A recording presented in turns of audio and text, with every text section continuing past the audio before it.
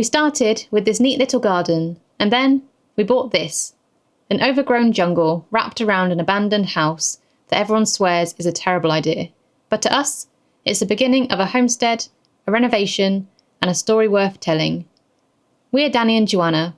We bought an abandoned house in Europe. Here's everything we did in the first 6 months.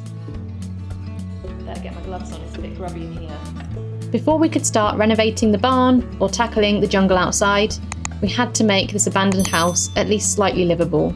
And no, we didn't want to live in a caravan. So we renovated one room for temporary purposes, just one, our little survival bunker.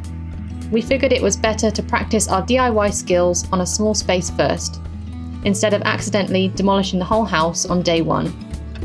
It's a typical studio room, one room that does literally everything.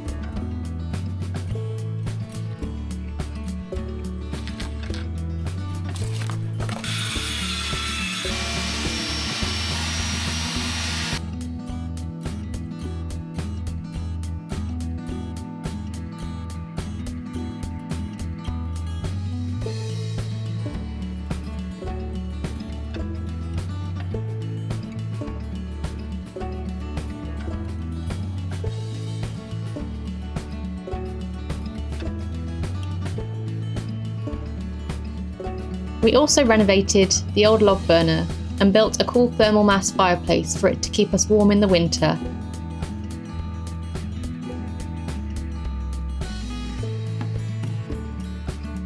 Not too shabby, and we were able to move in 1 month after starting this project, and it's been a great asset to be able to live on site. I guess you're about to ask, where's the bathroom? Well, the back room was probably the most fun to demolish. Poor. We learnt lots of new skills along the way, mixing and laying concrete and rendering walls. Plumbing was a bit of a puzzle in the beginning, how to lay a whole new system and build this room from scratch. That's been a few hours.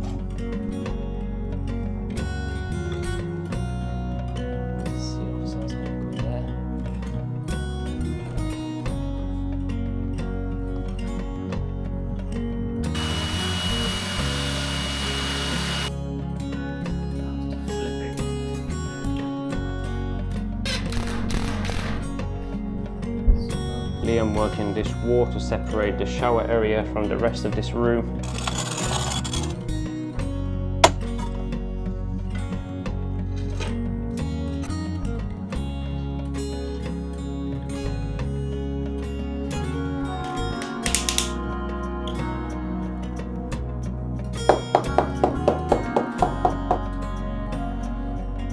The cellar had an answer to our problems of being on a water regime year-round. However, there was a huge amount of clearing and tidying to do first, as well as making friends with the local rat population.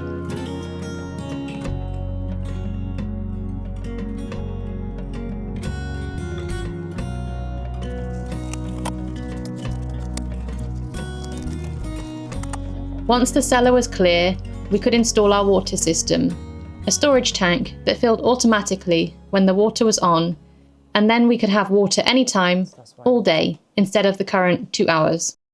Basically, we have one pipe feeding the barrel.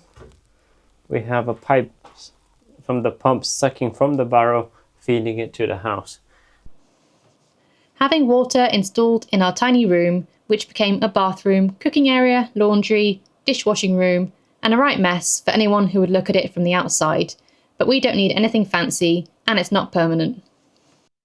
Starting on the jungle that was the garden, 1/4 of an acre of it, didn't seem overwhelming at first, but with only 2 pairs of hands and tools found on the property, it took some time to tame it, and we still aren't done. Clearing, and more clearing before we could even think about building more.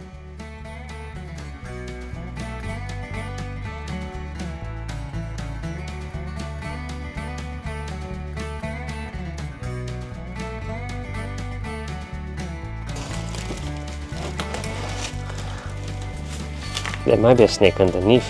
Might be. It's quite stuck anyway, and there might be a snake.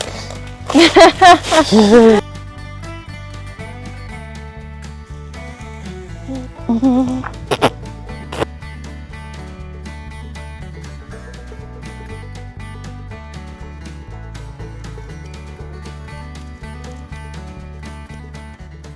well as garden clearing, there was a lot of rubbish to clear. From the house, the outhouses, the cellar, the garden, you name it, there was rubbish there. When we first got this place, we thought we were buying a house with a bit of overgrown land.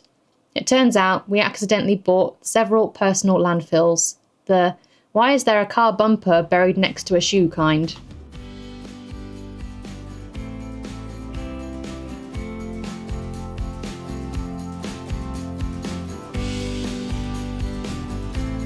See what delights we've got here.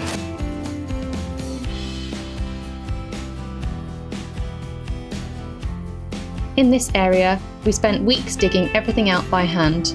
Just us, a couple of shovels, and the hope that we would find something interesting. This time is treasure, I'm not joking. Oh my god. Look, look, look, shiny. Then we sieved the soil like we were panning for gold, except the only treasure we found was more rubbish. Bottles, I don't know what that is, deodorant. But once we finally cleaned it all, we planted cover crops. And honestly, watching green sprouts come up where a mountain of trash used to be, that's the kind of plot twist we can get behind. Trash or treasure, convincing Dani to part ways with a lot of stuff on the property was harder than convincing any homesteader that a broken machine isn't always spare parts.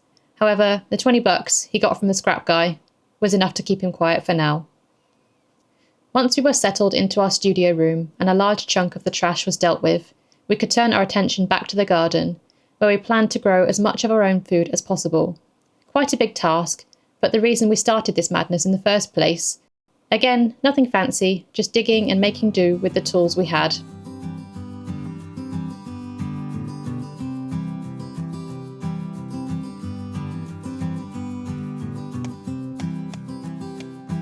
We started marking out some growing beds. Maybe they'd be temporary, maybe they'll be permanent, but what was important was getting started.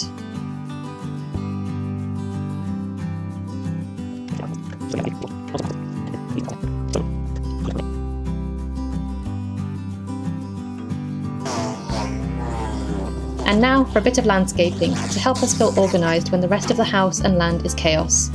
Some aesthetically pleasing wood chip paths to navigate between the garden beds.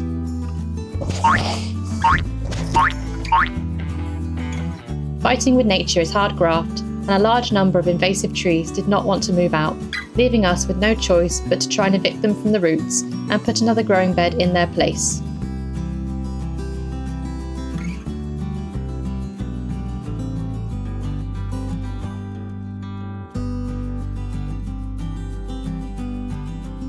Even though we were going into winter, we started some veggies, which are mostly still going strong, but it makes us excited to start more in the spring.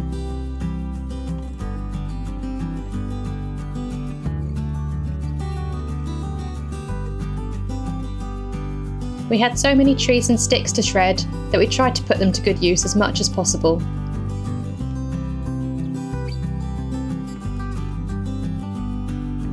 We also obtained as many free things as we could, including some donated mulch, which gave us even more garden paths. Looks like it's starting to take shape and we know what we're doing. Spoiler alert, we don't.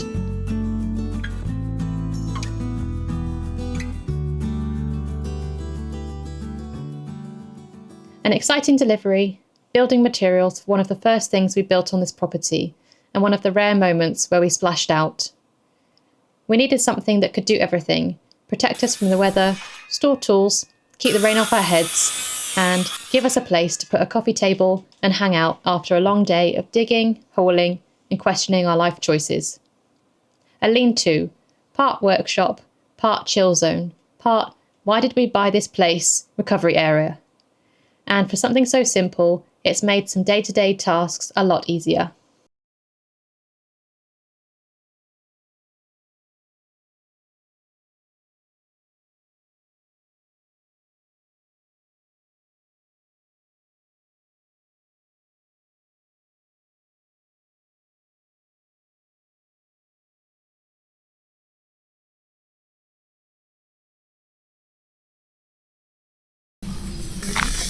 Our second big splurge project was something that would help us if we're going to grow a self-sufficient veg garden. We need garden gold, and apparently a lot of it, aka compost. This beast, a 4-bay composting system. We built it big enough to handle everything this land throws at us. Weeds, branches, kitchen scraps, existential crisis, you name it.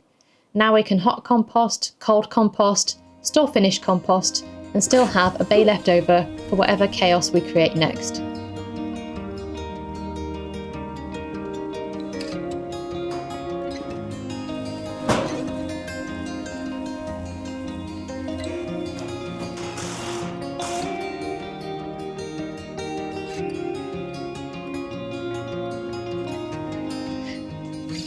Everything seems pretty simple at first glance.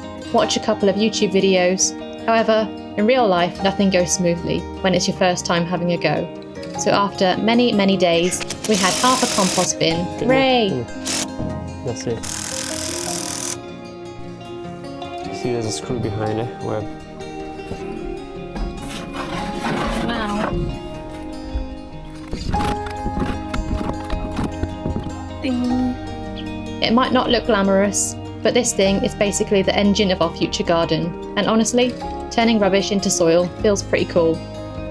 As the cold, dark evenings and winter drew in, our lives began to revolve around wood, sticks, logs, and more sticks. We managed to source a lot of wood from our land, which also needed processing, and gave us enough firewood for the long haul. where the magic happens. And let me show you. Pretty neat.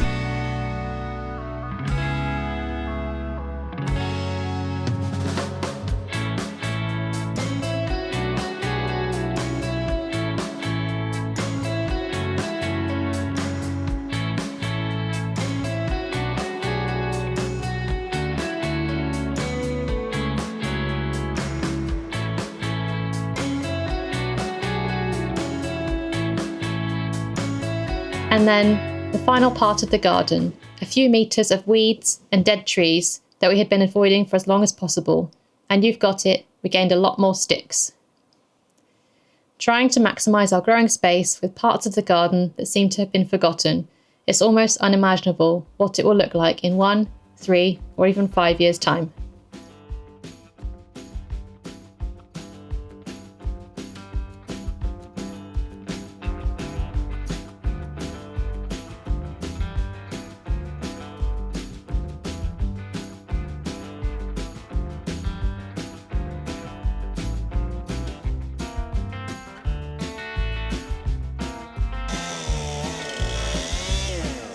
It stinks. Off. Tree.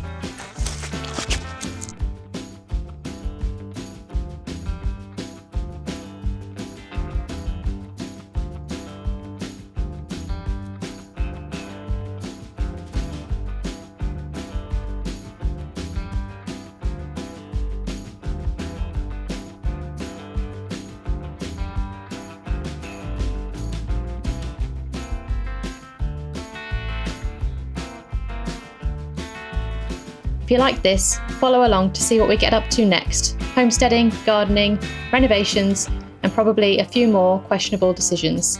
Thanks for watching.